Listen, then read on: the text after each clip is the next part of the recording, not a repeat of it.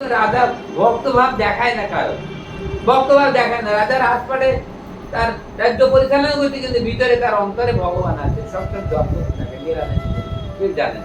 আর আমরা তো হাতে সেবা মনে নিয়ে, মানে পায়ে জুতো দিয়ে একবার আর এগুলো আমি করতে করতে বাজার ঘাট একবার সাইকেল চালাতে যাও, সেবা মনে আছে। হ্যাঁ হ্যাঁ, কত বড় ভক্ত।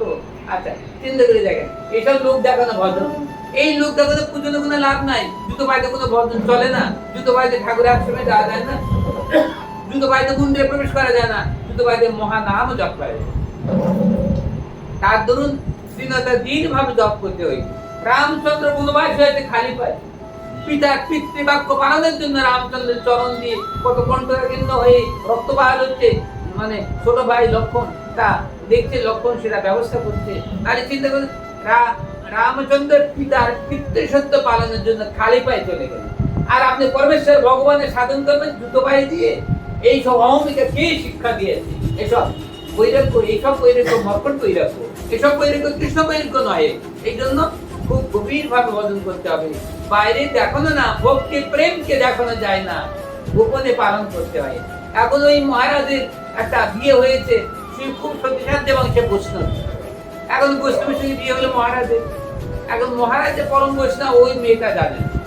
এখন মেয়ে প্রতিদিন ঠাকুরে বলে, ঠাকুর আমার আমার আমার যে স্বামী এটা বৈষ্ণব না, হে ঠাকুর তুমি আমার ছেলে আমার স্বামীকে বৈষ্ণব করো, কারণ আমার স্বামী তো তেমন বৈষ্ণবতা করতে দেখি না। এখন দেখেন না, কিন্তু ওই রানী যখন শুয়ে পড়ে, রাজা যখন শুয়ে পড়ে না, তা রাজার চোখ দিয়ে হাত কৃষ্ণ বলতে বলতে না, রাজার চোখের জলে বালি ভিজে যায়। এখন সকালবেলা রানী বলে কি, মহারাজ আপনার বালি ভিজে যায় কেন? তা মহারাজ বলছে, আমার একটু চোখের একটু দোষ আছে, তাই ওই রাত্রে শুনে না, ওই রাতে চোখ দিয়ে জল বেরিয়ে বালি দিবে, ওই বালি প্রতিদিন রোদ দিয়ে তাছাড়া ওই রোদ দিয়ে দেয়। কিন্তু রানী জানে না যে কৃষ্ণ প্রেমের কান্না হয়, ওটা রানী জানে। এখন রানী বলছে, তাই তো হে ঠাকুর, আমার স্বামী যদি কৃষ্ণ ভজন করতো তা বড় সুখী হতো। ঠাকুরকে প্রতিদিন টানতে রেখে প্রতিদিন বলে। এখন ঠাকুর বলে, তোর এবার আজকেই দেখাবো, তোর স্বামী যে পরম ভক্ত আমার, তা আজকে তুই দেখতে পাবি। তার কাল পূর্ণ হয়েছে, কাল পূর্ণ হয়েছে, এবার দেখতে পাবি। এখন রানী বলছে, আজকে না আমি সারা জেগে থাকবো। কেন রাজা কাঁদে, কেন রাজার চোখ দিয়ে জল বেড়ে, আমি লক্ষ্য করি এটা জল না কি দেখি তো। এখন আমি সারা রাত জেগে আছি, এখন গভীর রাত্রে তুমি এই দম্পতিটা আমার উঠাই নাও, আমার এই রাজ্য পরিচালনা ভার আমার সহ্য করতে পারছে না, এই রাজ্য তুমি তুলে নাও, তোমার চরণে আশ্রয় দাও। আর এই বিষয় থেকে আমার তুলে নাও প্রভু, এই বিষয় বাসনা আমার নাই, এই বিষয় আমি ভোগ করতে পারছি না, এই রাজ্যের সুখ সব তুলে নাও প্রভু, আমাকে বনবাসী করো, আমি রাজ্য থাকতে পারি। এখন রানী তখন কান্দি শুনে হা কৃষ্ণ বলে নয়ন ধারা বয়ে যাচ্ছে রাজা। আমার স্বামী যে পরম ভক্ত ঠাকুর, আমি জানতাম না। এখন কৃষ্ণ কৃষ্ণ বলি রাজার আরে নয়ন ঝরিছে, কৃষ্ণ কৃষ্ণ বলি রাজার নয়ন ঝরিছে।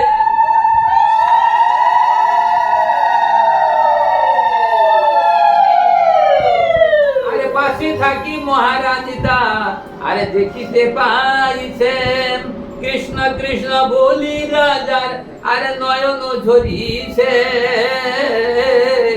পাশে থাকি মহারানীতা দেখিতে পাইছে। এবার রানী বলছে, প্রভু হে মহারাজ, তোমার তোমার মধ্যে কৃষ্ণ কৃষ্ণ আসে নাকি? তুমি কৃষ্ণ কৃষ্ণ বলে কাঁদো নাকি? আমি তো জানতাম না মহারাজ, তুমি যে পরম ভক্ত ভগবানের, আমি জানি নাই প্রভু, আমাকে ক্ষমা করো। তা বলতে রানী, তুমি আমার এই নাম তুমি শ্রবণ করেছো? তাহলে হ্যাঁ মহারাজ, আজকে আমি সারা জেগে আছি, তোমার মুখ দিয়ে কৃষ্ণ কৃষ্ণ বলতে নয়ন তারা বোয়াত আমি দেখে আছি। তা বলছে, হাই প্রভু, গোবিন্দ, আমার গোপনে পালন করা যা আজকে আমার রানী শ্রবণ করিয়াছে, আমি আর এই দেহ রাখবো। রাজা তো বলছে, রানী আমি আর দেহ রাখবো না, আমার ভিতরে প্রেম, ভগবানের প্রেম তুমি শ্রবণ করিয়াছো, কাল তুমি জগতে সবার কাছে বলে দেবে যে আমার স্বামী পরম ভক্ত, তাহলে আমার অহংকার হইবে, তাই আমি এক্ষুনি এই মুহূর্তে দেহ ত্যাগ করিলাম। এই বলিয়া মহারাজের দেহ ছাড়িলেন, আর তার প্রাণ বায়ু উড়ে ভগবানের চরণে পৌঁছে গেল।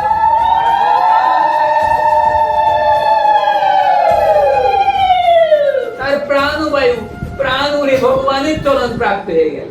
এবার রানী বলছে আমার স্বামী পরম ভক্ত, আমি বুঝতে পারি। তখন মহারানী বলছে, এই স্বামী, এই পরম দেবতা, এই ভগবানের ভক্ত, তুমি যখন আমার সম্মুখে কৃষ্ণ নাম আমি কর্ণে শুনিয়াছি বলিয়া তুমি এই কৃষ্ণ প্রেম তোমার প্রকাশ পাইয়াছে বলে তুমি দেহ ত্যাগ করিয়াছ। এবার আমিও তোমার সহধর্মী হয়ে থাকি, আমি যদি ভগবানকে সুয়ার্চনা করিয়া থাকি তবে তোমার সঙ্গে আমিও এই দেহ ত্যাগ করেন। এই বলে মহারানী দেহ ছাড়িলেন। আরে রাজা রানী দুজনে দেহ ত্যাগ করে গোবিন্দ চরণে পৌঁছে গেলেন। দুজনে পরম সতী শান্তি। সেই রানী পরম সতী শান্তি রমণী স্বামীর জন্য উনিও দেহ ত্যাগ করেছেন। দুজন ভগবান চরণ প্রাপ্ত হয়ে গেলেন। তাহলে কেমন তারা, তাই বলি গোপন প্রীতি গোপনে রাখবি, থাকবি মনের সুখে। গোপন প্রেম, কারণ অনেকে না, অনেক গুরুদেবের আচার আচরণ কলুষিত হয়, তাই অনেকে দেখে শুনে এখন মানব গুরুদেব আর ধরতে চায়। অনেকে মানব গুরুদেব ধরতে চায় না, কি জানে কোন রাক্ষসের কবলে পড়বো তার তো ঠিক নাই। তাই বলে ওইসব অনেক মেয়েরা এখন এই গোবিন্দকে গুরুদেব বলছে আর মানবকে গুরুদেব বলছে। মানব গুরুদেবের কিছু দোষ ত্রুটি থাকতে পারে, যেমন অর্থলোভী, তার বিষয় লোভী কোনো গুরুদেব হতে পারে, যার ফলে ওই রকম গুরুদেব কবলে যেসব রমণীরা পড়িয়াছে তাদেরকে গুরুদেবকে অভক্ত হয়ে আছে। তাই ভগবানকে গুরুদেব বলে যার দেখা পাবো না, যার সঙ্গে কথা বলতে পারবো না, ভগবানকে গুরুদেব বলে মারা গেলাম, যাই হলো মানব গুরুদেব। আরে না, ভগবান বলেছে এই জগতে ওইরকম লোভী গুরুদেব, ওইরকম অর্থলোভী, নারী লোভী, ওইরকম বহু লোভী গুরুদেব আছে। তবে এইসব গুরুদেবকে ছেড়ে শুদ্ধ হাতে শুদ্ধ গুরুদেবের সন্ধান করতে হই। কারণ একটা ঘট 1 টাকা দাম, তাতে কত না বাড়ি বাড়ি আমরা তাকে পিটি বাড়ি দেখে সিদ্ধ আছে কিনা। কিন্তু আজকে দুর্লভ মনুষ্য জন্ম আমরা বেলায় যে কোনো জন্য গুরুদেব বলি, এই সার্থক জন্ম 80 লক্ষ জনই ভ্রমণ করা, এই যে দুর্লভ মনুষ্য জন্ম, একে নষ্ট করে দিলাম। তাই আজকে জানিয়া শুনিয়া ভদ্র সাধু শাস্ত্রের মতো জেনে শুনে গুরুকরণ করতে হবে। যে গুরুদেবের সান্নিধ্য লাভ করিলে আমাদের কৃষ্ণ প্রেম হইবে। যে গুরুদেব ভোগী নয়, আমাদেরকে ভোগ করবে না, এমন গুরুদেবের চরণে যেতে হবে। যিনি আমাদের পিতার মতো থাকবে, আমাদেরকে স্বামী হবে না। গুরু মাতা গুরু পিতা গুরু হানপতি, আপনি একটু আগে বললেন, অবশ্যই সত্য, আপনার কথা আমি ব্যাখ্যা করি।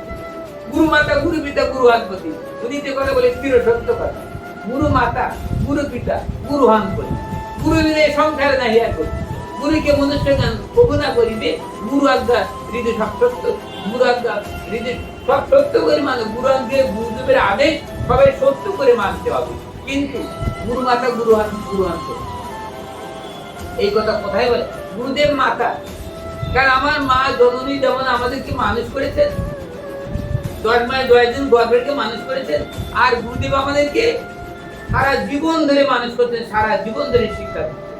তাহলে গুরু মাতা হলো। গুরু পিতা, পিতা যেমন লালন পালন করেন, ওইরকম গুরুদেব শিষ্যকে লালন পালন করে এরকম বড় করে তুলছেন, স্নেহ ভালোবাসা দিচ্ছেন পিতার মতো। আর গুরু হন পতি। পতি, পতি মানে কি? সতী নারী যে তার একটা পতির প্রয়োজন। পতি মানে কি? মানে তার ভার গ্রহণকারী। পতিকে একটু খারাপ কথা অন্যরকম বলে গ্রামের মানুষেরা, তাহলে ওটা কি খারাপ না? তার ভার গ্রহণকারী যে তাকে স্বামী বলা হয়, যে ভার গ্রহণ করতে পারে। এই মেয়েটাকে যখন বিয়ে হবে তখন হাতে দিয়ে বলে, বাবা আমার মেয়েটার সব দায় দায়িত্ব তোমার হাতে অর্পণ করে না। তো তখন ওই মেয়েটাকে হাতে করে নিয়ে বলে, ও মা, ও পিতা, আপনারা চিন্তা করবেন না, আপনার মেয়ে পরম সুখে থাকবে, আমাকে দিয়েছে না, মেয়ে কোনো কষ্ট হবে না।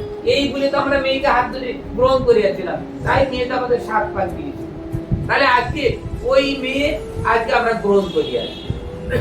তাহলে আজকে ওই যে সতী নারী, ওই কিন্তু ভরটা মানে স্বামী, ওই স্বামী ওর সব। তা আজকে গুরুদেব এই মেয়েদের সব হতে পারেন, গুরুদেব স্বামী হতে পারেন। স্বামী মানে কোন স্বামী? স্বামী মানে দেহ ভাগী স্বামী নয়, ভগবান কৃষ্ণ একটা স্বামী, ওই রকম স্বামী, ওই রকম শুদ্ধ আছে শুদ্ধ গুরুদেব স্বামী। তা বলি দেহ ভাগ করে নেওয়ার স্বামী নয়। যার শুনে 7 পাক দেওয়া হয়েছে ওই দেহর ভাগী ওই সেই জন, তাছাড়া গুরুদেব নয়। গুরুদেব হচ্ছে পরম পতি, ভগবান কৃষ্ণের সমগুরুর মহিমা। গুরুদেব তাকে ভোগ করবে না, গুরুদেব তাকে কৃষ্ণের কাছে নিয়ে যাবে, তাই তাকে পতি বলা। এই জন্য গুরু মাতা গুরু পিতা গুরু হন এই পতি। তাই বলে কিছু কিছু অসৎ গুরুদেব আছে, কোন মেয়েদের কাছে ওই কথা বলে যে গুরুদেব পতি হয়, তবে কৃষ্ণ প্রেম আসবে, নাহলে প্রেম আসবে না। এত খান্ডে করে কৃষ্ণকে